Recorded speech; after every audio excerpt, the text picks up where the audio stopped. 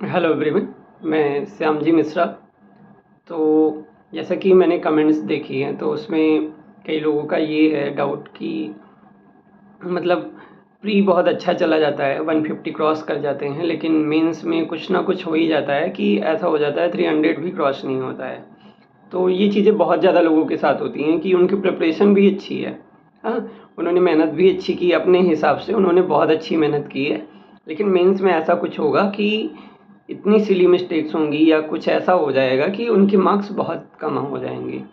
तो मैंने इस चीज़ को कंसीडर करके मैंने सोचा कि एक वीडियो बनाएं। मेरे हिसाब से क्या क्या गलतियां आप कर रहे होंगे, अगर मैं ये चीज़ें बता रहा हूँ कि मेरे हिसाब से ये चीज़ें आप किए होंगे। हाँ, अगर मेरी बातें सही लगें तो कमेंट में ज़रूर बताइएगा हाँ कि ये गलतियाँ मैंने की थी और शायद इसी वजह से मतलब मेरे मार्क्स कम रह गए। और इस बार जैसा कि प्री में 3 ही महीने बचे, तो प्री में उतनी ज़्यादा दिक्कत किसी को नहीं होती अगर जिसने अच्छी तैयारी की है। बाकी मेंस में भी ज़्यादा महीने नहीं बचे हैं, तो 3 से 6 महीने के बीच में या 7 महीने के बीच में सितंबर या अक्टूबर तक हो जाएगा मेंस, और इस ईयर के लास्ट तक आपकी ज्वाइनिंग भी हो जाएगी इस बार सीजीएल 2026 के हिसाब से, अगर कुछ इधर उधर पोस्टपोन वगैरह ना हुआ तो क्या गलतियां कर रहे हैं आप मेरे हिसाब से कि वो आपको नहीं करना है इस अटेम्प्ट में, तो शायद आपका इम्प्रूवमेंट होगा। और ऐसा भी होता है कि कभी कभी मॉक्स देखो, मॉक्स हम दे रहे हैं, मॉक्स में ठीक ठाक नंबर आ रहे हैं लेकिन एग्ज़ाम में नहीं आते हैं। तो वो मेरे हिसाब से क्या गलतियाँ होती हैं, मैं उसको बारी बारी से बताऊंगा, तो कृपया पूरी वीडियो देखिएगा। और अगर आपको लगे कि हाँ यही चीज़ मैंने गलती की थी, तो फिर कमेंट सेक्शन में ज़रूर बताइएगा कि हाँ भैया मैंने ये गलती की थी। तो सबसे पहली बात तो मुझे ऐसा लगता है जिसकी वजह से मेरा 23 में प्री नहीं निकला था, कि नंबर ऑफ मॉक्स हमने कम दिए हैं। तो देखो, सीजीएल प्री से लेके सीजीएल मेंस तक कोई ऐसा दिन नहीं जाना चाहिए जिस दिन आपने फुल मॉक नहीं दिया हो। 1 घंटे इधर प्री में और 2 घंटे मेंस में, इनसे कुछ नहीं होता है। इनसे आपकी प्रैक्टिस इतनी अच्छी हो जाएगी ना कि टाइम का इशू ही नहीं रहेगा एग्ज़ाम तक, कि हाँ मुझे टाइम कम पड़ गया, ये तो बहाने होंगे ही नहीं अगर आपने डेली एक एक मॉक दिया है तो। ये कभी भी आपके मतलब क्वेश्चंस गलत हों वो उसके लिए मैं अलग बताऊंगा। तो अगर आप मॉक फ्रीक्वेंटली मतलब डेली पर डे एक मॉक देंगे तो आपकी एक्यूरेसी अच्छी जाएगी, और दूसरी बात टाइम मैनेजमेंट आपका अच्छे से हो जाएगा एग्ज़ाम्स में। मतलब आप सब लोगों से बेटर ही करोगे, मतलब एवरेज लोगों से बेटर करोगे, ये मतलब श्योर हो जाएगा। जितने ज़्यादा मॉक उतना टाइम मैनेजमेंट और एक्यूरेसी और सिली मिस्टेक से मतलब आप अवॉइड कर सकते हो। तो पहली चीज़ तो ये है कि आपने या तो कम मॉक्स दिए हैं। दूसरी चीज़ कि आपने रिवीजन नहीं किया है। जैसे कि कई बार ये होता है कि हमारे पास नोट्स भी हैं, और बहुत सारे लोग तो यही करते हैं कि पीडीएफ निकलवा निकलवा के रख लिए और उसको पढ़ने से मतलब ही नहीं है। तो भाई, रिवीजन मस्ट है। रिवीजन लास्ट के 1 मंथ में जब मेंस बचे ना, तो रिवीजन ही करो। मॉक्स मतलब मॉक्स तो देने ही 2 घंटे। देखो, अगर आपके पास जॉब नहीं है, जॉब वालों के लिए तो मतलब थोड़ा मुश्किल हो जाता है, उनके लिए तो मॉक ही बेटर होगा, मॉक से ही वो रिवाइज करें अपनी चीज़ें, जो डाउट्स मतलब हो या जो क्वेश्चन गलत हो वो उसी से मतलब क्लियर करें अपने डाउट्स। लेकिन जिनके पास जॉब नहीं उनके पास तो इनफ टाइम है ना, तो 2 घंटे अगर आप मॉक को दे रहे हैं तब भी आपके पास इनफ टाइम है। तो आपको ये चीज़ें करनी है भाई, कि पीडीएफ निकलवा के रखना नहीं है, उसको रिवाइज करना है। एक बार रिवीजन से कुछ नहीं होता। और ऐसा होता है कभी कभी कि हमने खूब जीके में मेहनत की है, मान लो हमने करंट अफेयर आभास सैनी सर जो भेजते हैं वो हम पढ़ के गए हैं, लेकिन उसमें से हमने खूब अच्छे से पढ़ा, उसमें से एक भी क्वेश्चन नहीं आया। लेकिन अगर आपने मेहनत की है तो कभी कभी ऐसा होता है कि जो करंट अफेयर के क्वेश्चन हमें आ ही नहीं रहे थे, लेकिन वो हमने कहीं ना कहीं देखे हैं, वो सही हो जाते हैं। तो आपकी मेहनत तो नहीं बेकार जाएगी, ये तो लिख के ले लो।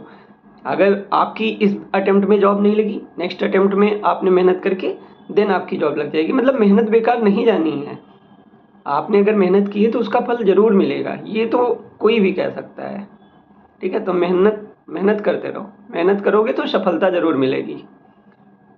तो ये दूसरी गलती हो गई कि हाँ भाई, हम पीडीएफ निकलवा निकलवा के रख लेते हैं और नोट्स बना बना के रख लेते हैं, लेकिन रिवाइज नहीं करते हैं। तो दूसरा, डिवीजन मस्ट है। पहला मॉक, डेली मॉक, और फिर रिवीजन मस्ट है। तीसरी गलती हम क्या करते हैं कि जैसे हमने मॉक दिया, ठीक है, तो हमारे इंग्लिश में कई लोगों मेंस में इंग्लिश में प्रॉब्लम होती है या प्री में भी होती है। आपकी तो प्री में भी इंग्लिश अच्छी आई थी, तो क्या होता है कि गलत हो गई इंग्लिश, ठीक है, उस गलत क्वेश्चन को देख लिया, खत्म काम, ठीक है। ऐसा नहीं करना है भाई। जैसे कि हमारी इंग्लिश या जीके जो भी सब्जेक्ट हमारा गलत जा रहा है उसके सेक्शनल मॉक देने हैं। बाकी मैथ्स वगैरह में तो रिवीजन जरूरी है। इंग्लिश में भी जैसे कुछ नए टॉपिक्स अगर मिल रहे हैं मॉक में, तो भले से अब की एग्जाम में नहीं आया तो ये जरूरी थोड़ी ना है कि नेक्स्ट एग्जाम में भी नहीं आएगा। तो उस टॉपिक को कर लेना है क्लियर। जैसे कि ये आया था कंपाउंड कॉम्प्लेक्स, मॉक में आता था, एग्जाम में नहीं आया, कि शायद आया भी था, पता नहीं, मुझे क्लियरली याद नहीं है। लेकिन मान लो आया या नहीं आया, लेकिन वो टॉपिक तो हमें नहीं पता है ना। फिगर ऑफ स्पीच में मतलब कुछ चीज़ें हमको नहीं पता होती, जैसे कि कौन सा ये, अरे यार क्या था, अरे पन वगैरह, अपन और क्या क्या नए नए थे, हाँ मेरे माइंड से निकल गया। ऑक्सीमोरन, ये सब तो मान लो जनरली सबको आते हैं, ऑक्सीमोरन, पर्सोनिफिकेशन, ओनोमेटोपोइया, ये सब आते हैं। लेकिन ये पन हो गया और यूफेमिज्म हो गया, ये सब जो होते हैं ये सब थोड़ा नए होते हैं। तो अगर एक बार हम देख लेंगे ना, रानी मैम की सब टॉपिक पे वीडियो यूट्यूब पे पड़ी है, तो उसको एक बार देख लोगे ना तो डाउट्स क्लियर हो जाएंगे। और 2-3 बार देख लोगे तो कोई डाउट ही नहीं रहेगा फिर, तो मतलब रिवीजन कर लोगे तो ये चीज़ें करनी है कि अगर आपका कोई सेक्शन बहुत ज़्यादा वीक जा रहा है, बहुत ज़्यादा या थोड़ा भी वीक जा रहा है, तो उस सेक्शन पे फोकस करना है। ये इग्नोर नहीं करना कि चलो अच्छे बाकी सेक्शंस में तो अच्छे आ रहे हैं, सारे सेक्शंस में मार्क्स मतलब बनाने हैं। देखो कभी कभी क्या होता है, रीजनिंग में कोई नया टॉपिक आ गया, जैसे आपकी मैट्रिक्स आया था ना, तो मैट्रिक्स तो मान लो इजी था, लेकिन ऐसे कुछ होते हैं, जैसे पहले मेरे साथ ये था कि मुझे जो ब्रैकेट वाले क्वेश्चन होते हैं वो नहीं आते थे। तो मैंने क्या किया था कि एक नोट्स बनाई थी और उन ब्रैकेट वाले क्वेश्चंस को मैं लिखता रहता था। मतलब ऐसे ही अगर मेरा बन गया तब भी मैं लिख लेता था। तो ऐसे मेरे पास 100-200 क्वेश्चन हो गए थे, अभी भी नोट्स में पड़े हैं। तो उससे क्या हुआ ना कि मेरे ब्रैकेट वाले क्वेश्चंस तुरंत बन जाते हैं। मतलब जब बहुत टफ आ गया, किसी से नहीं बन रहा है, तब मुझे भी दिक्कत होगी, ऐसा नहीं है, लेकिन मोस्टली जल्दी हो जाता है। तो ये चीज़ें होती हैं। चौथी बात ये होगी कि आपने मॉक दिया लेकिन एनालिसिस नहीं किया। मॉक पे मॉक दिए चले जा रहे हैं लेकिन एनालिसिस नहीं कर रहे हैं, तो इसका भी बहुत बेकार इम्पैक्ट पड़ता है आपके फाइनल रिजल्ट पर।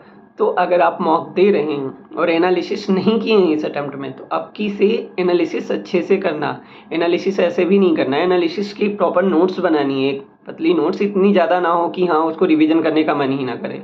छोटे नोट्स बनाने हैं और उसको अच्छे से मतलब 3-4 या जितनी बार आप रिवीजन कर पाओ, मेन से पहले रिवीजन कर लो।